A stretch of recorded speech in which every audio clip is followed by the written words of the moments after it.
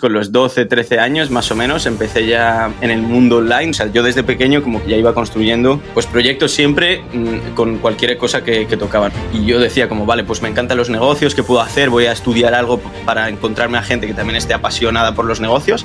Entré en ADE y pues como te puedes imaginar no era lo que esperaba precisamente. Había muy pocos emprendedores, por no decir ninguno. Fui la primera persona en España en solicitar el fraccionamiento del pago de una multa. Era la misma multa para un Telefónica, si alguien le denuncia, que para un autónomo cualquiera, que fueron más intereses, no sé qué, hasta cuánto se me puso, pero claro, en ese momento para mí era muchísimo. Despedí a todos mis clientes que yo tenía y dije, mira, me lo voy a tomar tranquilo. Estuve un año en España sin hacer nada, o sea, literalmente trabajaba de lo que fuera, me monté mi huerto, empecé a entrenar más. O sea, yo incluso habiendo cometido esos errores, creo que no lo hubiera hecho distinto. O sea, obviamente me hubiera encantado no haber cometido ese error, pero quiero decir, creo que es mucho mejor pecar de lanzarte y cometer el error que estar diciendo, es que no sé si lanzar el servicio de marketing porque es que no me sé la parte legal todavía y es que no sé cómo hacer esto y es que no sé. Entonces, al final no hubiera hecho nada. Y no sé si a día de hoy estaría aquí si no hubiera hecho nada de eso. Entonces, para mí, el consejo iría un poco más por lánzate. Una vez te lances, ve probando cosas, pero decide muy bien en qué eres bueno y en qué te quieres centrar. Bienvenidos a un nuevo episodio del podcast. Hoy traigo a Marcos Valera. Trabaja como Go-to-Market Manager en Eleven Labs y es emprendedor.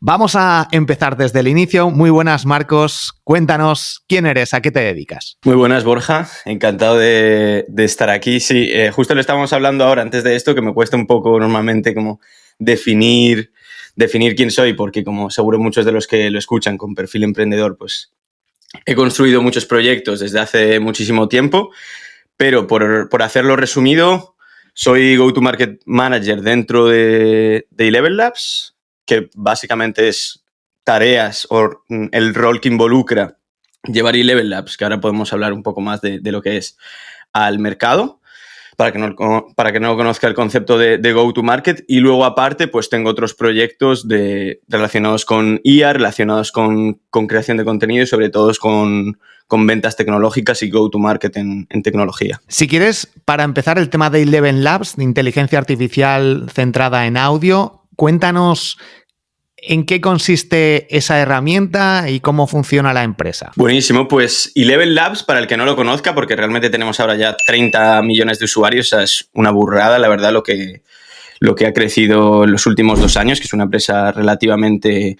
nueva, y es una tecnología, porque dentro de la empresa hay una cosa, yo siempre destaco una cosa que hacemos muy, muy bien, que es tecnología de audio.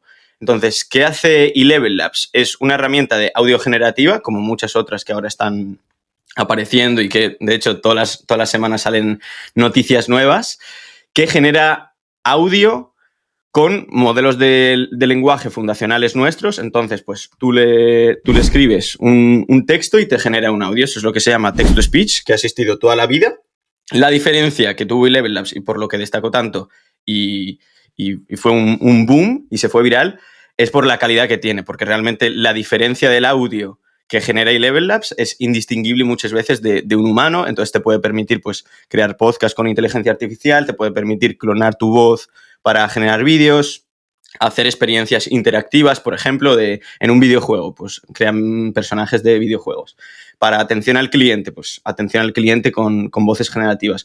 Hay miles de empresas y de startups que se montan con la tecnología de Eleven Labs e incluso pues a una escala más pequeña, con creadores pequeños, pues ayuda a crear canales de shorts. Hay gente que lo utiliza para como entradilla, por ejemplo, en sus podcasts. Nude Project, de hecho, el fundador, que ahora es el que me viene así principalmente a la mente, las entradillas las hacen el equipo de Nude con Eleven Labs. Entonces es una herramienta que está digamos, accesible para todo el mundo, entonces te permite generar y ser mucho más creativo en este sentido. Ok, vamos a viajar en el tiempo y quiero ir a tu pasado para que nos comentes cómo ha ido tu evolución. Y dinos qué estudiaste, si estudiaste algo, si has trabajado en otros sitios, tus proyectos. edad. Buena historia siempre esta. Tengo 26 años ahora mismo y yo diría que con la mitad más o menos fue que empecé como a montar proyectos. Con los 12, 13 años más o menos empecé ya en el mundo online. De hecho, empecé a montar blogs con Blogspot, que yo creo que ya de hecho desapareció.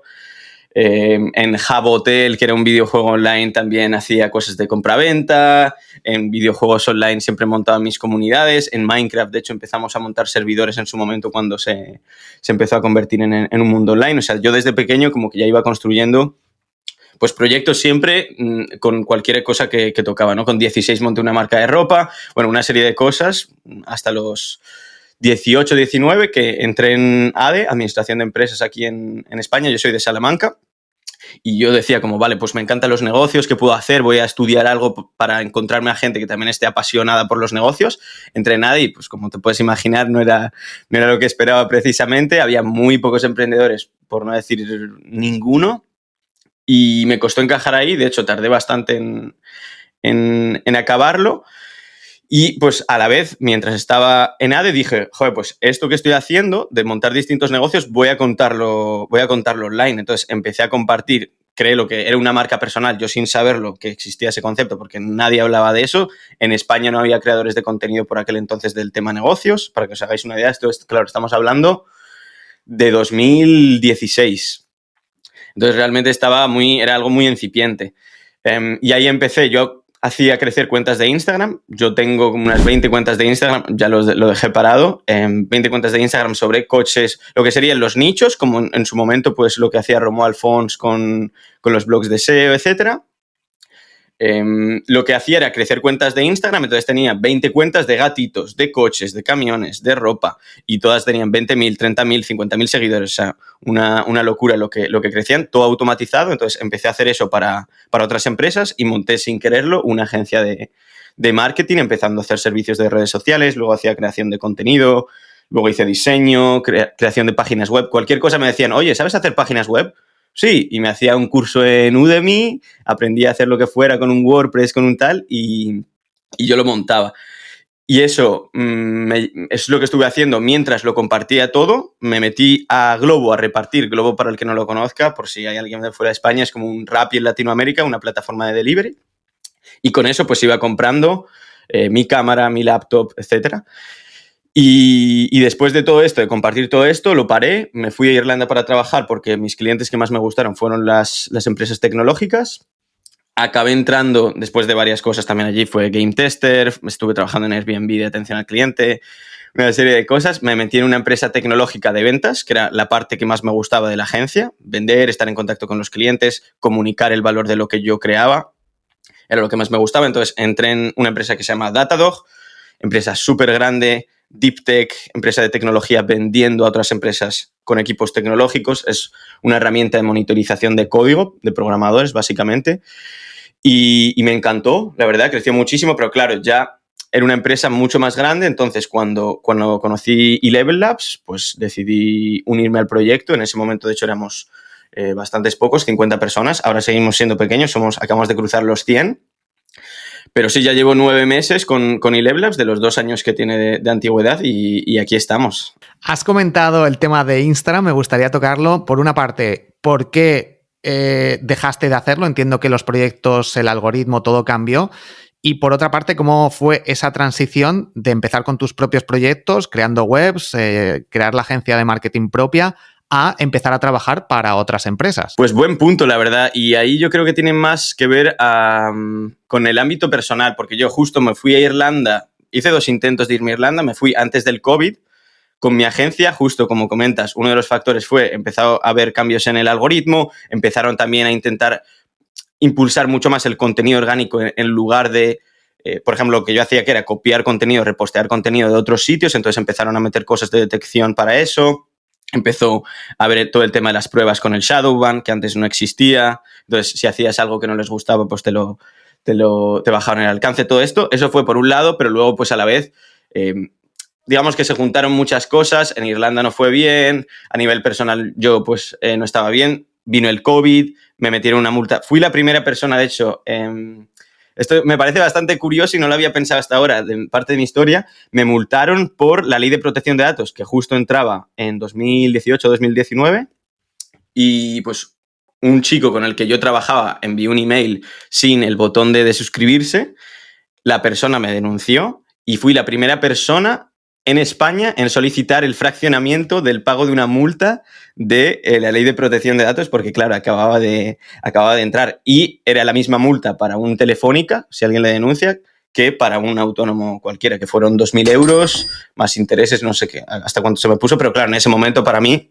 era muchísimo, ¿no? O sea, yo estaba comenzando, todo lo reinvertía, 100 euros en Facebook Ads era muchísimo para mí, pero vamos, se me juntaron pues todas esas cosas, más el COVID, más todo, y dije, mira, paso de emprendimiento, me como la cabeza, que si el autónomo, que si estoy en Irlanda y tengo que gestionar todo igualmente, clientes, despedí a todos mis clientes que yo tenía y dije, mira, me lo voy a tomar tranquilo. Estuve un año en España sin hacer nada, o sea, literalmente trabajaba de lo que fuera, o me monté mi huerto, empecé a entrenar más, con un poco más de introspección, y luego ya sí que sí, volví a Irlanda y sucedió esto que conté con las empresas de tecnología y dije, vale, ahora voy a hacerlo más tranquilo, voy a mejorar una de mis habilidades que más me gusta. ¿Cuál es? Es ventas, ¿vale?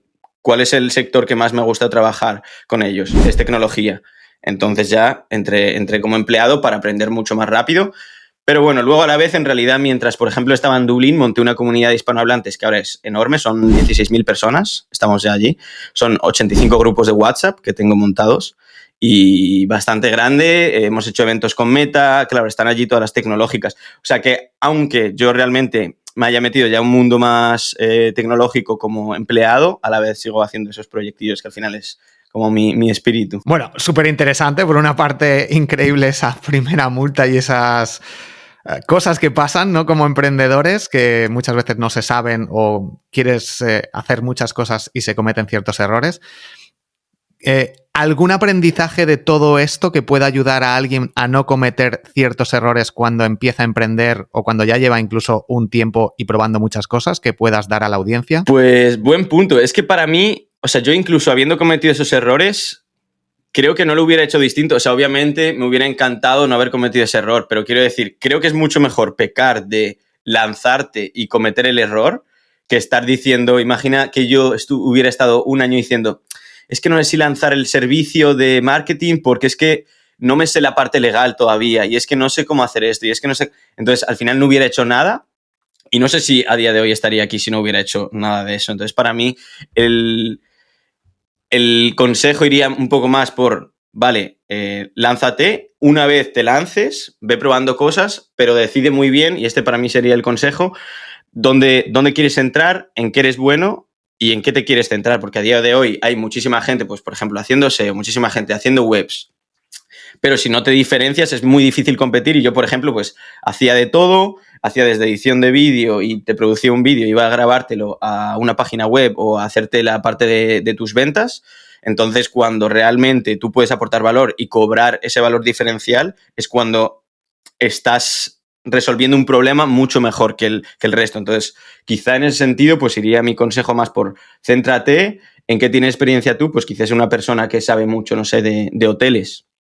Pues aunque tú hagas SEO o aunque tú hagas páginas web, intenta centrarte en ese nicho porque al final vas a generar network alrededor de eso, vas a generar expertise alrededor de eso y vas a poder hacer un servicio que agregue muchísimo más valor. Vamos ahora al presente. Cuéntanos cómo es tu día a día. ¿Qué haces en Eleven Labs? ¿Qué haces por las tardes? ¿Qué haces en tus ratos libres? Cuéntanos tu presente. Vale, ese es un poco probablemente atípico porque realmente bueno, sé que seguramente en esta audiencia habrá mucha gente que le obsesiona lo que hace y le encanta lo que hace, porque a mí me suelen decir, pero ¿por qué trabajas tanto? De hecho, hace poco me descargué una aplicación que se llama Rise, R-I-Z-E, que básicamente lo que hace es traquearte en el ordenador todo lo que tú haces, en qué páginas estás, pues por ejemplo, ahora que estoy en esto me detectará podcasting o creating. Y lo que hace es detectar en qué tú trabajas, cuántas horas, cuánto estás de trabajo, cuánto estás de descanso o de entretenimiento.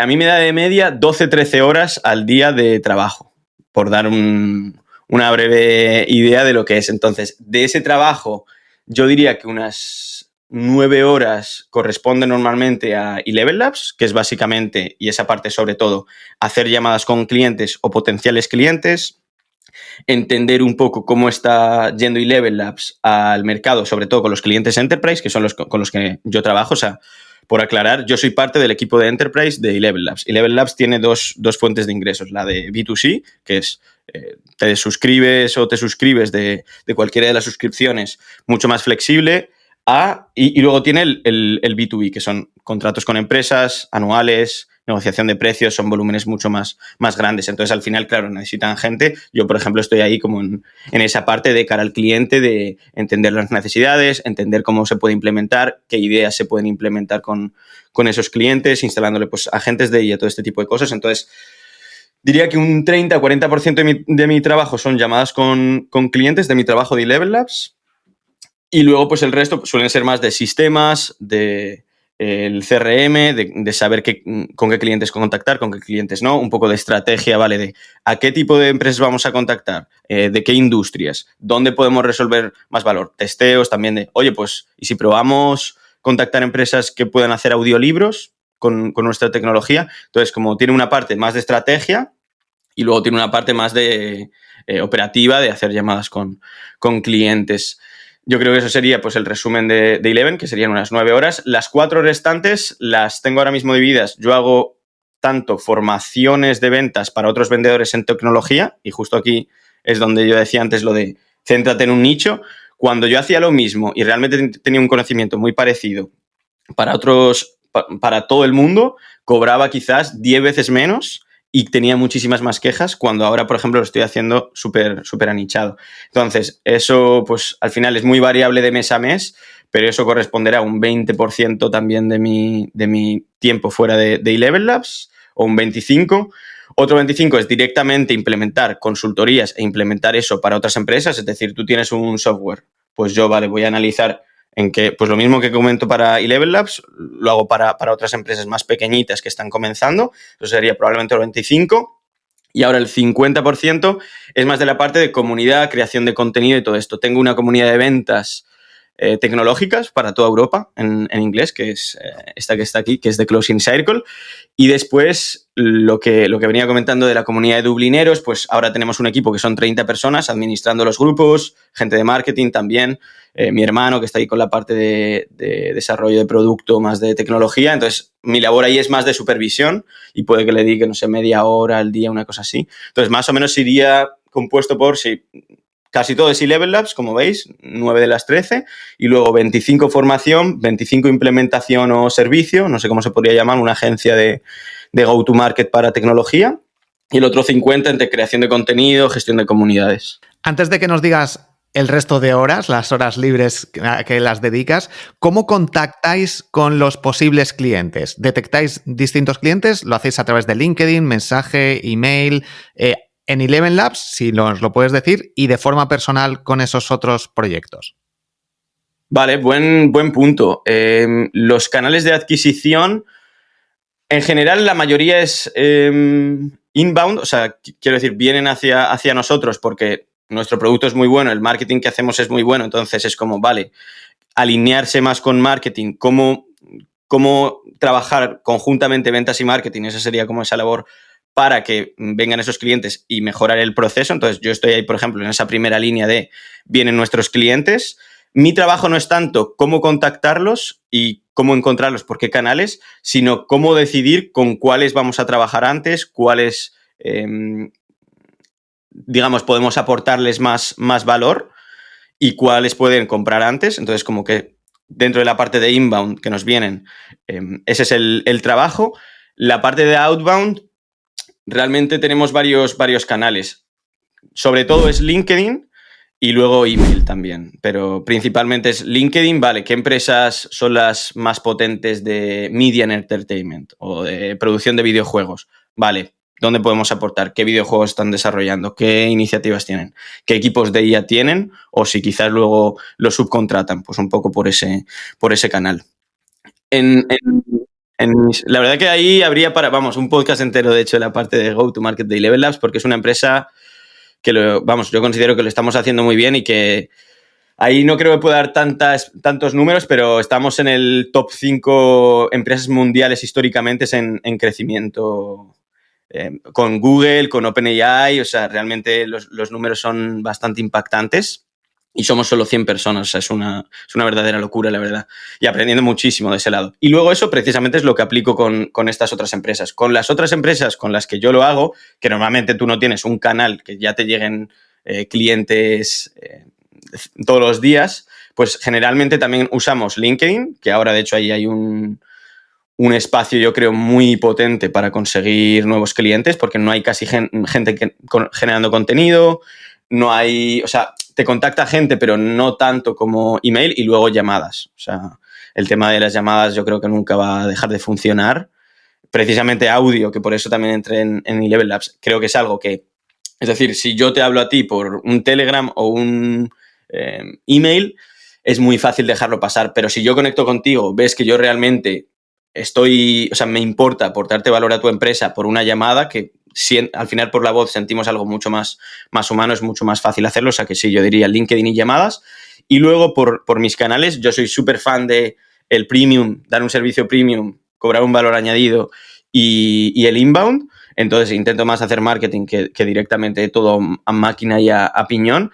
Y con Dublineros, por ejemplo, que es la comunidad de hispanohablantes que tenemos allí en Dublín, es todo inbound, o sea, nos llega la gente, yo no contacto y digo, oye, únete a mi comunidad, porque no puedo hacer eso con 16.000 personas, sino que lo que nos centramos es en el mejor producto, que la gente cuando llega puede encontrar alojamiento, puede encontrar empleo, que puede encontrar un grupo de gente con la que salir de fiesta, con la que salir a correr, entonces hay grupos de todo, entonces nos centramos en generar el producto, mejorar el producto y la experiencia, y viene la gente sola. O sea, yo pregunto a la gente y me dicen, no, yo he venido de online en un foro que lo he preguntado y me han dicho que esta es una comunidad que hay, y yo nunca lo he promocionado por ese foro. O en Telegram me lo ha mencionado, o un amigo me lo ha dicho que si te vas a Dublín tienes que meterte aquí. Y yo nunca creé esos canales de adquisición. Yo solo me he centrado en hacer una experiencia de lo que a mí me hubiera gustado tener cuando hubiera llegado a Dublín, y así es como generamos los clientes.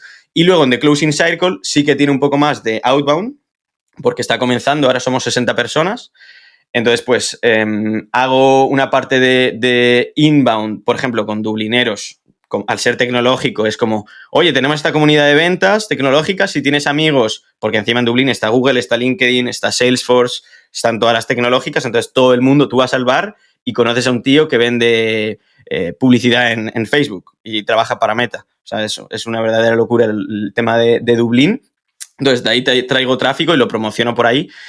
Pero ahora la verdad es que quiero empezar a generar más contenido, porque creo que es un canal muy importante al final, redes sociales, y la idea va a ser esa, empezar a generar contenido sobre ventas tecnológicas y tener un nuevo canal de adquisición de clientes. Entiendo que esa generación de contenido irá mucho por la parte de LinkedIn. ¿Tienes pensado utilizar YouTube, podcasting, algo más por ahí? Pues voy a hacer bastantes testeos con IA, de hecho, porque Eleven Labs, viéndolo desde dentro, de hecho, es algo que yo si creara contenido no me lo pensaría. O sea, al final puedes crear muchísimo más volumen. La cuestión es cómo diferenciarte por ahí. Pero sí, va a ir por el lado sobre todo de LinkedIn. En cuanto a canales, va a ser LinkedIn principalmente, y con mi marca personal, que yo lo tengo sobre todo en Instagram y en YouTube. Porque personalmente, para contar mi vida y para explayarme y hacerlo como más de mi día a día, son plataformas que creo que funcionan mucho mejor. LinkedIn, realmente, si yo dijera, voy a hacerlo eficiente, no quiero gastar dinero ni tiempo y quiero conseguir muchos clientes, no dedicaría nada de tiempo a YouTube ni a Instagram. Y eso que vengo yo de tener una agencia de Instagram antes. Dedicaría 100% a LinkedIn, para mi caso, obviamente. Normalmente, porque al final estoy dedicándome a profesionales que hablan de ventas, de tecnología, etcétera. Pero sí va a ser sobre todo contenido en LinkedIn, la comunidad de ventas, y luego con mi marca personal o presencia digital, que es como lo llamo yo, va a ser YouTube e Instagram. Vamos ahora a tu parte de ocio.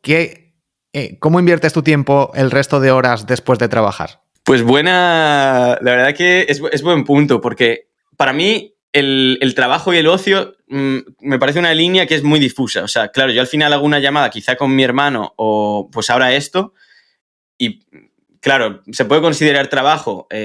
Yo es como que estoy disfrutando de hacer esto, de tener esta charla. Entonces, para mí la línea entre ocio y negocio es muy fina.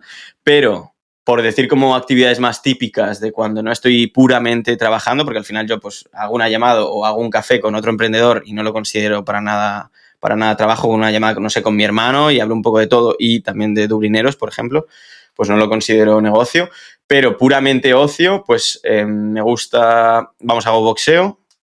Hice hace tiempo boxeo, lo dejé para centrarme en trabajar y tal, ahora estoy un poco volviendo más a, vale. También es importante, que eso sí que hay que recalcarlo, yo ahora mismo, de hecho me mudé a Málaga para esto, trabajo muchas horas, pero las que desconecto 100%, entonces es como, vale, todos los días yo me levanto temprano, doy un paseo por la playa, que encima yo vivo en Torre del Mar, en Málaga, desde hace unos meses, porque al ser remoto, entonces me doy un paseo por la playa, entreno en la playa o hago unas flexiones, lo que sea.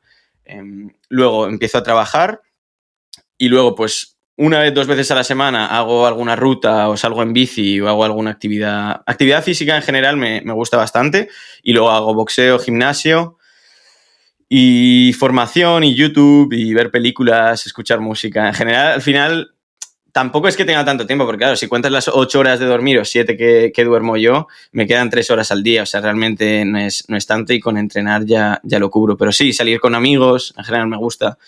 Por eso digo que es un poco fina la línea, o sea, igual 2 horas restantes, pues si voy a Madrid ahora, por ejemplo, voy a ir a Google Campus a hablar con un chaval que me llevó muy bien y tiene una startup, pues seguramente me lo pase bien y desconecte, pero a la vez es trabajo porque puede que consiga un cliente, puede que consiga un partnership, puede que consiga visibilidad para mis proyectos.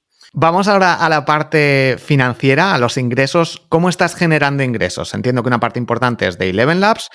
El resto de tus proyectos, algunos funcionan, otros no. Coméntanos o porcentajes o si quieres darnos más datos exactos de los ingresos que estás recibiendo en la actualidad. Vale, pues buen punto. Yo diría que en porcentajes sería probablemente un 65, depende del mes, pero sí, entre 60 y 70 y Level Labs, que al final es un ingreso recurrente, también tiene gran parte de variable al ser de ventas y yo de hecho pues dedico mucho tiempo, entonces realmente estamos llegando a objetivos y ahí pues sería un 60-70%.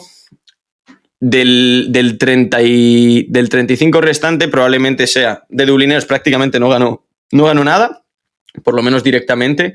Sí que salen puntualmente, pues oye, una promoción por un grupo, pues 100 euros, 200 euros, pero eso lo suelo distribuir, de hecho, entre los administradores. Al final es algo que no es tan significativo, serían unos 100 euros al mes o así que saco de Dublineros, entonces eso realmente no lo voy a contar. Pero luego estaría en ese 30%, pues sí, la parte más de consultorías, la parte de formaciones, bueno, claro, sería 35%, pues de ese 35%, mitad y mitad de formar a otra gente, que al final es muy variable, pero formar a otra gente que está en ventas tecnológicas y pues hacemos entrenamientos, normalmente hago packs de 3 meses de seguimiento, de ir haciendo una formación específica en grupo y demás. Eso sería un 50% de ese 35% restante y el otro 50% sería consultorías y el servicio de implementación de go-to-market para otras empresas. Y si nos puedes dar un rango de ingresos mensuales aproximado, ¿son 5.000, 10.000, 15.000? ¿En qué rangos más o menos? No llega a los 10.000, entonces estaré... Varía mucho mes a mes realmente porque al final, pues yo qué sé, muchos meses me centro solo en Eleven Labs y prefiero no hacer ningún proyecto de startup o ni siquiera sale o ni siquiera lo busco. Pero por dar un rango podría ser pues entre los 5.000 y 10.000 suele estar más o menos de media. Claro, también al final metemos comisiones, metemos muchas veces a resultados, así consigues aumentar tus ventas, pues me pagas este extra, si no, tal. Normalmente se consigue, pero claro, va aplazado o vienen paquetes de 3 meses, pero de promedio podría rondar por ahí. Vamos ahora a meternos en Eleven Labs. ¿Cuáles son las herramientas que más se usan? Que creo que hay varias, las que tenéis ahí en la empresa. ¿Cuál es la más puntera? ¿Cuál es la que más se usa? Incluso si nos puedes dar un poco más adelante el futuro, si hay algo que está por llegar, que hay muchísimos cambios en el mundo de la inteligencia artificial, llega Sora, llega VO2, estoy probando LTX para crear vídeos increíbles. En audio, formato podcast, está la herramienta, que se me ha ido el nombre, Notebook LM. Bueno, hay muchísimo ahora mismo y se está automatizando un montón de tareas, se está creando muchísimo contenido y siendo muchísimo más productivo que antes. Incluso edición de audios y vídeo con inteligencia artificial con algunos clics, con Clean Voice, que estoy probando también, aunque no lo hace muy bien de momento. ¿Qué herramientas tenéis en Eleven Labs, las más importantes, y el futuro? Vale, estamos probando en cuanto al presente. Yo creo que las herramientas más importantes en una empresa así, y es que depende mucho del stage, o sea, de la fase en la que te encuentres, porque, por ejemplo, no es lo mismo si tú estás iniciando una empresa, sea tecnológica o no, cuando está pues comenzando, que, por ejemplo, pues un CRM, por ejemplo, yo diría herramienta fundamental si tienes una empresa, CRM, esto lo sabrá cualquiera que ya haya escalado un poquito, para traquear un poco dónde, pues, con qué clientes has hablado, qué tipo de conversaciones has tenido, hacerlo colaborativo con todo el equipo, eso para mí es fundamental. Pero por eso decía, pues en un comienzo nosotros hemos usado otros CRMs, como puede ser ATI o algunos que son más fluidos, fáciles de montar, es como plug and play, arrastras todo fácilmente, tal. Ahora hemos migrado a Salesforce, que es CRM por excelencia de grandes corporaciones, mucho más, digamos, se integra mejor con otros softwares y es como mucho más robusto también para el tema legal, tema de seguridad. Por eso es un poco difícil como estandarizar herramientas. Yo creo que me voy a centrar más en las de ventas, que estas sí que le sirven a todo el mundo. Y ahí probamos todo. O sea, nosotros somos de, vale, vamos a probar todo lo que hay, vamos a quedarnos con lo mejor, lo mejor. Entonces, diría que en este sentido hay dos tipos de herramientas fundamentales. Yo diría que están las más de sales, no sé cómo las quieras llamar, sales engagement. Yo diferenciaría de dos categorías. Vale, lo que estás haciendo y poder analizarlo, cómo lo estás haciendo. Aquí probablemente lo más diferenciador sea una herramienta que grabe tus llamadas, que transcriba tus llamadas. Luego tú lo puedes hacer fácil, se lo pasas a GPT, ¿dónde puedo mejorar? ¿Cuánto ha hablado el cliente? ¿Cuánto no? Aquí hay muchas, nosotros probamos muchas, existen pues Grain, existe Gong es de las más punteras. También, claro, cuanto mejor sea la herramienta, más te va a costar. Cuanto más hagas tú, más tiempo te va a costar, menos dinero. Pero esto creo que es algo muy importante para la parte de ventas, para mejorar. Y luego de outreach y de, digamos, contactar a clientes, conseguir pues números y demás. Tienes herramientas, por ejemplo, si estás haciendo B2B de scrapear y conseguir... Serían estas herramientas más de encontrar clientes, contactar y demás. Hay muchas, por ejemplo, pues de si vendes a servicios físicos, o sea, negocios físicos, de conseguir contactos de una determinada zona, como puede ser Octoparse o este tipo de herramientas. Nosotros lo que utilizamos son más de, pues claro, encontrar contactos de gente de LinkedIn, detectar el email, enviarle secuencias de emails, y hemos probado de todo. Ahora mismo usamos herramientas que se integran mejor con Salesforce, simplemente por el tema del CRM, pero yo lo que recomendaría probablemente sería un Lemlist, que se llama LEM List. Apollo son las dos principales, y luego para hacer secuencias es que tienes muchísimas, tienes una que se llama Outreach, tienes el propio Atio, que es el CRM que comentaba antes, tiene esto ya integrado. O sea, para hacer las secuencias tienes mogollón de herramientas, pero es importante tener uno, porque al final, y esto yo lo comento siempre en ventas, los follow-up y hacer seguimiento a los clientes es muy importante. O sea, tú si le envías un mensaje a una persona, por muy relevante que sea, no va a tener un impacto que le va a cambiar todo el negocio. Entonces, tienes que recordárselo, tienes que pasarle casos de estudio, tienes que hacer otra serie de cosas. Entonces, una herramienta que genere estas secuencias, muy importante. Y luego, en cuanto al futuro, nosotros hemos probado, por ejemplo, agentes de IA de ventas. No creo que estén en el punto, sinceramente, de hacerlo, yo diría es que ni suficientemente bien ahora mismo. Hay muchas herramientas, está una que se llama 11X, bueno, hay realmente, que es como te genera el mensaje automático en base a lo que es tu producto, la persona y tal. Para mí nada funciona tan bien como hacerte tu propio GPT, entrenar a tu propio GPT y hacerlo. Nosotros, de hecho, yo con mi hermano desarrollando una herramienta propia en este sentido, porque creo que se puede mejorar mucho, pero realmente con GPT, para mí, el futuro ahora mismo, de lo que hay, lo que mejor funciona es un GPT, decirle, hola, soy Pedro, aprende sobre mi producto y aprende sobre mi forma de vender. Estoy vendiendo esto. Esta es la empresa con la que quiero contactar. ¿Qué valor le puedo aportar? ¿Qué problema le puedo solucionar? Y luego, pues ahí ya le vas dando tips, ¿no? Oye, me ha contactado él, le he contactado yo. Hace un tono, pues, que cree rapport, ¿no? Que se llama, que es como esa cercanía con el cliente y utiliza su mismo tono. O sea, con GPT realmente tú lo puedes promptear tanto como tú quieras y hay una de cosas para hacer ahí que es increíble. O sea, desde genérame un mensaje de seguimiento o genérame un mensaje que le genere urgencia y que se dé cuenta de el error que puede cometer al no estar comprando esto o de los problemas que se le pueden generar. Incluso se te ocurren ideas para mejorar tu producto. O sea, para mí, hablar con GPT a día de hoy es lo mejor que hay para el futuro si tú quieres ir mejorando en ese sentido. Y con respecto a Eleven Labs, ¿tenéis clonado de voz? ¿Podéis pasar de texto a voz? ¿Qué herramientas son las más destacadas y si hay alguna funcionalidad que esté por venir? Buen punto. Pues de hecho, mira, y comienzo por una que tenemos que se llama Gen FM, que la hemos sacado hace nada, Gen FM, que es Notebook LM, muy parecido, pero con nuestras voces, que son mucho más humanas y están en todos los idiomas. Entonces, lo mismo que hace Notebook LM en inglés, lo puedes hacer con voces que parecen humanos, con nuestra herramienta.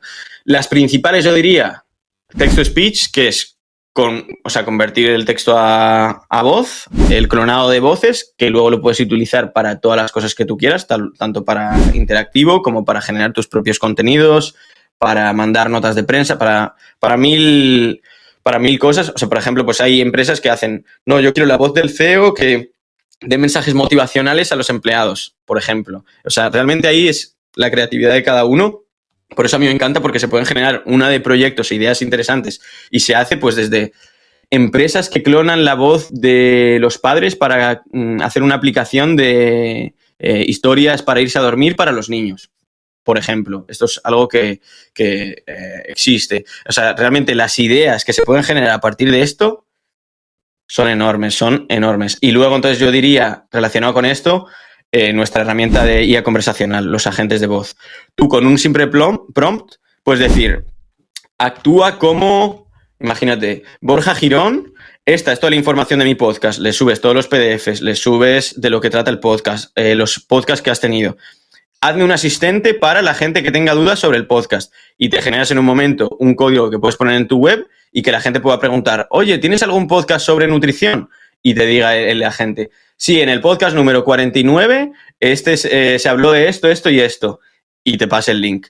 Entonces, todas estas experiencias interactivas es que pueden ir desde caracteres NPCs de videojuegos al soporte de cliente de un supermercado, a creadores como nosotros que generen, pues yo que sé, formación y que te vaya entrenando. O pues hay novias de inteligencia artificial, que a mí esto me parece ya una locura. O sea, la peli de Her, que comentamos del futuro, pues hay una peli que es Her, no sé si la has visto, sobre cómo un chico, y esto cuando casi no había inteligencia artificial, estaba empezando el machine learning y demás, se enamoró de su IA. Yo creo que esto no estamos tan lejos, porque al final se aprende de ti, tú le dices que se entrene con lo que tú sabes, tiene una voz humana, hablas todos los días con ella.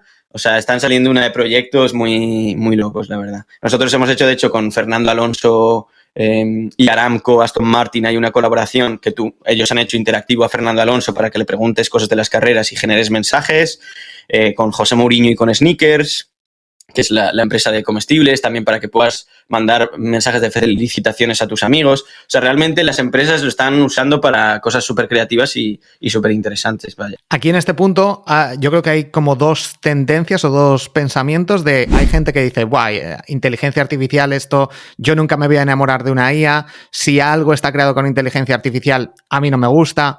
Y por otro lado, yo soy de los que en un momento determinado no vamos a poder distinguir entre una inteligencia artificial y un contenido generado por un ser humano y, como no vamos a poder distinguirlo, vamos a actuar como si fuera un ser humano. Es decir, si alguien crea un podcast con inteligencia artificial, imagínate que esto está creado con inteligencia artificial. Seguramente en pocos meses, años, se podrá hacer algo exactamente como esto, con un clon mío, con un clon tuyo, y que no se pueda distinguir. ¿Qué opinas tú? Yo diría eso, que van a ser dos tipos de experiencias, cada vez van a estar más polarizadas. Creo que todavía falta un poco para esto, pero creo que va a haber la gente que está intentando, y a mí esto me gusta mucho, porque siempre se dice, no, es que ya hay muchas marcas personales, ya hay muchos podcasts, pero la gente que lo haga muy poco humano y que lo haga muy artificial y que sea swipe up para el botón de no sé qué y mi guión de los 3 pasos, las 3 historias que tengo que crear y que no sea nada humano, para mí esos van a morir y va a ir para los dos lados. O bien te metes con IA súper personalizado o bien te metes algo súper humano que sea realmente ver a alguien. Yo, por ejemplo, cuando creo contenido voy a ir más por ahí. Algo súper humano, algo que tú veas cuando hables con una persona que no se pueda replicar por IA, porque por mucho que aprenda lo que es la vida de una persona y te cuente y demás, y la experiencia y la voz sea súper humana, yo creo que no te vas a poder identificar tantísimo cuando veas contenido y vamos a querer también ver personas humanas. Pero la experiencia de generar un entretenimiento, generar una educación, generar un contenido también que sea hiperpersonalizado es algo que es relevante. Entonces yo creo que va a haber esas dos corrientes muy, muy fuertes. Marcos, para ir terminando, coméntanos cómo ves ese futuro, aunque nos lo has dicho ya por encima, pero el futuro tuyo, personal. ¿Cuánto tiempo crees que vas a estar en Eleven Labs? ¿Dónde te gustaría estar en un futuro? ¿Quieres ir a Bali? ¿Cómo es ese Marcos en 5 o 10 años? Pues pregunta difícil para mí, la verdad. En Eleven Labs, por comenzar así con lo que más tiempo estoy dedicando ahora, la verdad que me gustaría de momento quedarme un tiempo, ver cómo crece, pero sobre todo porque es que falta mucho por hacer en el mundo de IA y todavía estamos comenzando, estamos en pañales y en 10 años va a ser como, hostia, voy a ir a un supermercado, me va a atender una voz o voy a poder preguntar sobre productos a una voz generativa y va a ser como, cuando estaba en Eleven Labs hace 10 años y estamos montando el inicio de esto. Entonces, en Eleven Labs, la verdad que me gustaría estar y me gustaría como poder escalar a un equipo mucho más grande que realmente se vea en el día a día y ya esté integrado. Entonces, por ese lado me gustaría mantenerlo. Y luego, por mi lado, me gustaría también empezar a hacer eso que está haciendo bien Eleven Labs y mi conocimiento en ventas y en go-to-market, aplicarlo a otras empresas tecnológicas que realmente tienen un valor diferencial. Genial, Marcos. Muchísimas gracias de nuevo por pasarte por aquí, por compartir toda esta experiencia que creo que puede aportar mucho valor. Si a los oyentes les ha gustado, les ha entretenido, han aprendido algo, que le den like, que dejen un comentario y que lo compartan. Y nos escuchamos, estamos en contacto. Un fuerte abrazo.